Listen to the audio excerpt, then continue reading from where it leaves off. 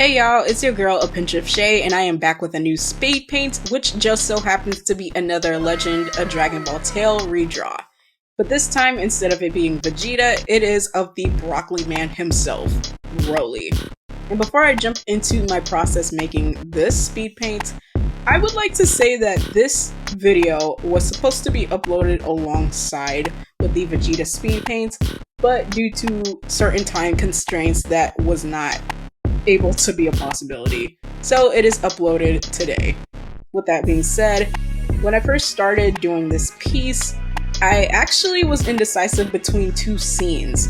One scene, which I dubbed the green scene, which is where Broly basically was giving off his final ki blast at Vegeta and Goku before they blasted him off into space. And the other scene, which I dubbed the red scene, which is the one that I ended up going with due to the help of this Discord server I am a part of called Dragon Ball OCs United. I had a lot of difficulty finding reference photos for it, so going back for help from the same Discord server, I was introduced to this website, this Japanese website called Free Photo Muscle. And to anybody who loves to draw buff people, this website is definitely for you. And not only that, but definitely look forward to a whole bunch of chaos and just a whole bunch of funny photos overall. On top of that, after scrolling through the website for some time, I ended up finding two photos that I ended up using to help me draw Broly. And for anybody who's wondering, I'll link those photos in the description below. And finally, after that, I ended up working on the sketch.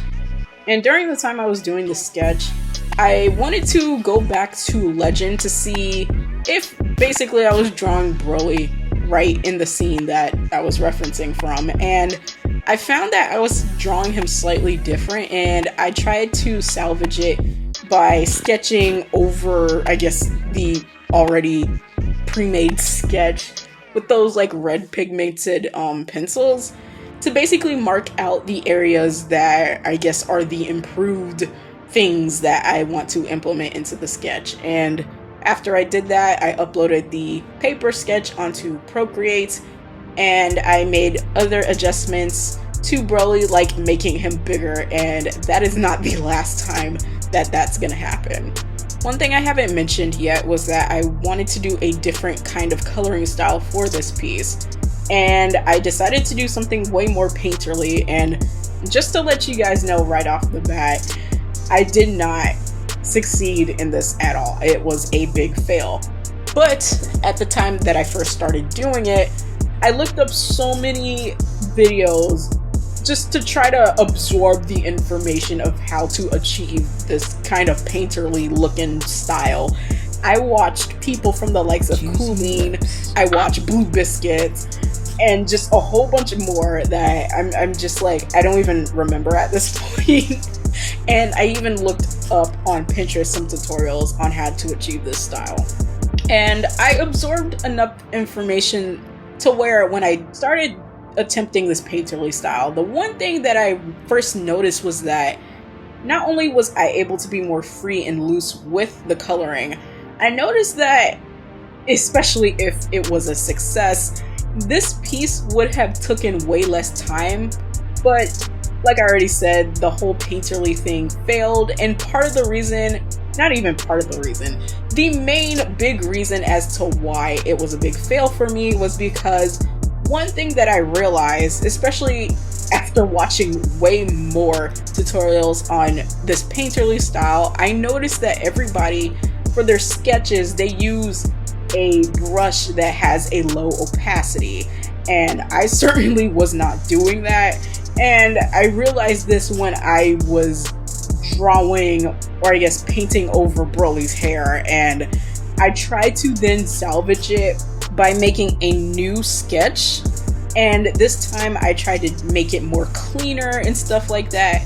I just ended up doing simple line art, basically the way that I usually do my pieces, thus leaving me doing my regular coloring style instead of the painterly style. Big sad overall. And while I was doing the line art for Broly, One thing that I realized that I desperately need is an Apple Pencil. Now, at the time, this low budget stylus that I had that came from Amazon stopped working, or at least I thought it stopped working, because when I went to put it on the charger, there's a part of it where it usually lights red when it starts charging. It did not light up at all, and I genuinely was under the impression that I did not have a stylus to work with for this piece. So I ended up having to use my fingers for this entire piece. This whole thing, my fingers. It was torture. One last thing to add for the line art section. When I was doing this line art, I realized that Broly's face, for whatever reason, reminded me of Madara Uchiha and Howl from Howl's Moving Castle. Like, I don't understand. Every time I was staring at this dude, I'm just like, I see Madara. No, I see Howl. No, this is Madara. It was a trip. And after the whole ordeal of doing the line arts, I ended up going into the coloring phase.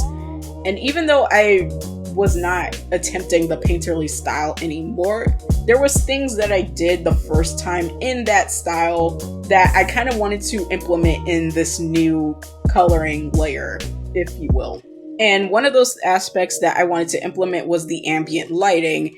And I'm not really sure why, but I was kind of having trouble with not only making the ambient lighting look right, but also trying to make the shading go well with the ambient lighting.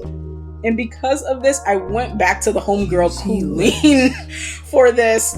And just for the record, I will link the tutorial of hers that I used in the description below, because I ended up screenshotting the palette that she used for her example drawing in that video. And there's a lot of stuff that I did when it came to this piece, and one of those things obviously was the scars. And the scars kind of gave me some trouble because, one, I don't really draw scars like that, and this piece was kind of going for a more like dramatic, like shading, lighting kind of deal. So I wanted the scars to kind of look somewhat realistic. And the other aspect that gave me trouble when it came to the scars was the fact that it was glowing in the original, scene. And obviously I wanted to implement that, and I was struggling. And during that time, I decided to go and look up brushes, custom brushes, to probably lessen the workload that I had. I ended up not finding a brush for it. And after having more trouble over time with the scars, I decided to go to the background. That did not last long because I wanted to go for a more rocky texture, especially since Broly was blasted off and is basically stuck in the moon. And I went back to look for more brushes. Also, just like to mention, during this time, I downloaded a lot of brushes that I did not use for this piece. It's just a lot of random brushes. But one of the brushes that I ended up using was a rock brush, and the reason why I ended up using a rock brush was because I did not feel like drawing the rocks manually. And the rock brush, I will also put in the description of the file that I downloaded. It was off of Gumroad. And during that time, I realized the area that the scar is going along Broly's eye, I realized that I drew the hair too long in that part, so I kind of had to go back and fix the hair. I made it shorter. And one thing that I held off a lot was drawing the blood. And part of the reason why was because I genuinely didn't know how to approach drawing the blood. So like with all the other stuff that I mentioned, I decided to look for a brush, a blood brush for Procreate. I ended up finding one, but I ended up not using it because I did not like how it looked. I just ended up using the brushes that automatically come with Procreate instead. And forgive me if I'm kind of like talking about multiple things at once and abruptly going to a different thing. But one thing I would love to mention is the line art layer. I was kind of messing around with the modes for it, and I realized that one of the modes that it landed on, it had made this kind of cool effect on the line art. and I definitely wanted to recreate it, so I duplicated the line art layer and grabbed colors from the original layer, and then I tried to replicate it in the duplicated line art. I'm not sure if that even made sense, but that's what I did, and I think it very much made not only Broly pop more, but I think it's like a technique for the line art that I think I would use for pieces in the near future. And the last thing I added was the bruises to Broly, and I'm not even gonna lie, I wasn't even thinking about adding them for whatever reason, even though in the original screenshot of Broly, he has all these little scratch marks. And after I basically added my very own bruises to Broly, I realized that for the longest time, at the time I couldn't put my finger on it, but he had looked empty. Afterwards, I merged all the layers together and made Broly even bigger to match how he looks in the original screen cap from Legend. And I added a whole bunch more stuff at the end. I added more like rock particles to the piece. And then for Broly to look way more dynamic and cool, I added like lighting to him, I added perspective blur, chromatic aberration, noise, and a whole bunch of other stuff. And that basically overall summarizes my whole ordeal in making this piece. And if you guys enjoyed not only the process of me making this, but also the rambling that came along with it, then I definitely suggest that you like, comment, and subscribe to the channel.